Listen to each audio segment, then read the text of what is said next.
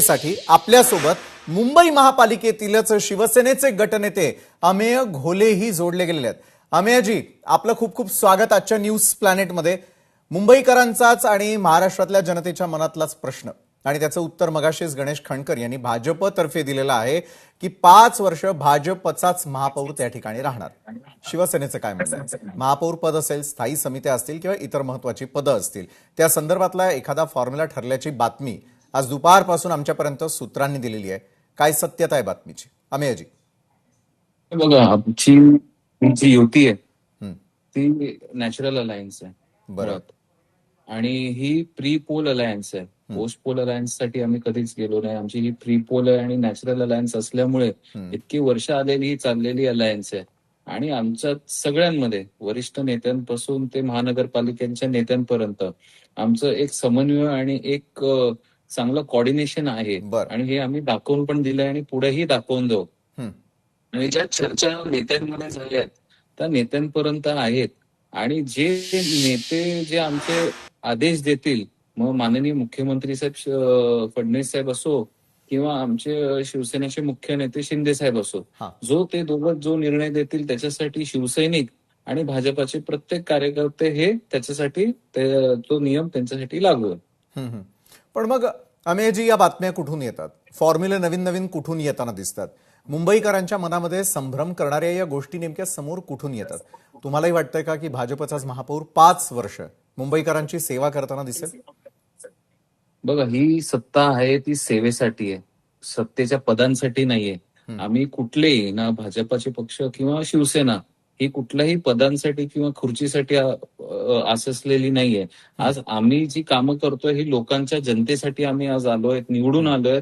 आणि आज केंद्रापासून ते आज राज्यापर्यंत आमच्या नेत्यांनी जी कामं केली, जी कामांची डिलिव्हरी दिली, त्याचं श्रेय आणि त्याच्या रिझल्टमुळे आज महानगरपालिका पण आमच्यासाठी आलाय। तर आणि ही जी काही एकी आमची दिसते, जर विरोधकांना त्याच्यात जर पोटात दुखत असेल आणि कुठे ना कुठे अशा बातम्या पेरत असतील, तर हे त्यांचं एक दिसून येतंय की आज त्यांनी कसे गोंधळलेले आहेत, महानगरपालिकेत पण कसे गोंधळलेले आहेत। आणि त्या अनुषंगाने जे काही बातम्या ते पेरतायत आणि कुठे ना कुठे आज आमच्यात डिस्टर्बन्स करण्याचा प्रयत्न चालू आहे। बरोबर आहे। प्री अलायन्सचा तुम्ही मगाशी उल्लेख केला, त्याचबरोबर नॅचरल अलायन्सचा तुम्ही उल्लेख केलेला आहे। या सगळ्या निवडणुका होण्याआधी काही फॉर्म्युला ठरलेला होता का, ज्याचं पालन दोन्ही पक्षांना करणं बंधनकारक आहे? हे बघा, शेवटी जे निर्णय होतात ते वरिष्ठ नेते करतात आणि जे निर्णय झाले आहेत ते जेव्हा ती एक वेळ येते तेव्हा ते दोघं नेते त्यांच्या त्यांच्या कार्यकर्त्यांना सांगतात। बरं, जेव्हा निर्णय येईल, जेव्हा डिसिजन होईल, तेव्हा ते आम्हाला कळवतील। बरं, तोपर्यंत आता जे काय जी घडी बसलेली आहे महानगरपालिकेत ती चालवणं आमचं क्रमप्राप्त आहे। आणि त्याला आम्ही प्रत्येक पदाधिकारी आणि प्रत्येक जे काही जी पदं मिळाली आहेत त्याला न्याय देतोय आम्ही त्या गोष्टीला, आणि देत राहू पुढेही। बरोबर आहे। तुमचं देखील तोच आरोप आहे की विरोधकांनी अशा प्रकारच्या बातम्या पेरल्या असाव्यात। विरोधकांना हे सगळं का करावं असं वाटतं, असं तुम्हाला वाटतं? कारण एका बाजूला घवघवीत यश जर तुमच्या या प्री अलायन्सला मिळालेलं होतं, तर मात्र आता महापौर पदावरती किंवा त्या संदर्भातल्या गोष्टींवरती नेमकी कुणाची नजर आहे?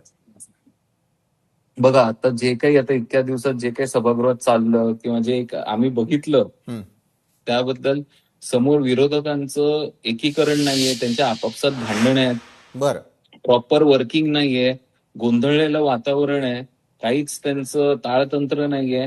आणि जे एकंदरीत आमचं ते बघतायत, युती म्हणून आमची जी वर्किंग बघतायत, त्या अनुषंगाने कुठेतरी त्यांच्यात पोटशुल्क उठलंय। आणि त्यामुळे त्यांचं हे सगळं बातम्या पेरणं, कोणाला काहीतरी बोलणं, बरं, आणि सकाळी 9चा जो भोंगा वाजतो आणि त्यामुळे जी पक्षाची पिछेहाट होते, त्यामुळे या सगळ्या नक्की, गोष्टींचं एकंदरीत आपण समीकरण केलं तर हे सगळं त्याबद्दलचं एक प्रॉब्लेम निर्माण झालाय त्यांच्यात। नक्कीच। धन्यवाद अमेयजी, तुम्ही आमच्यासोबत जोडला गेलात। असलेल्या बातमीचं तुम्ही खंडन करताना दिसताय, मात्र मुंबईकरांच्या सेवेमध्ये आणखी एखादा नवा फॉर्म्युला आम्हाला पाहायला मिळतो का, याकडे आमचं देखील लक्ष असेलच। तुर्तास आमच्यावर जोडला गेलात, या संदर्भात सविस्तर चर्चा केली त्यासाठी धन्यवाद। वळूयात पुढच्या बातमीकडे, कारण भिवंडी